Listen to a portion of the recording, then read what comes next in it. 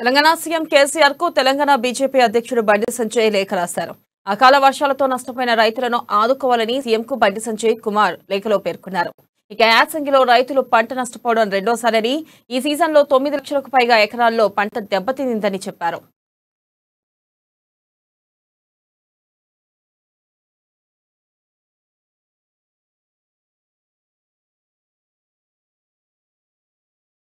ఇక కౌలు రైతుల పరిస్థితి వర్ణనాతీతమని, ప్రభుత్వమే ఆదుకోవాలని రైతులు కోరుతున్నారని తెలిపారు.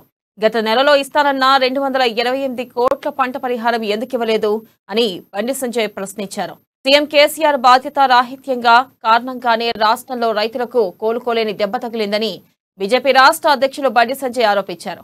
ఇక ధాన్యం కొనుగోలు కేంద్రాలను సకాలంలో తెరిచి ఉంటే కనీసం 50% మంది రైతులు అకాల వర్షాల బారిన పడేవారు కాదని అన్నారు.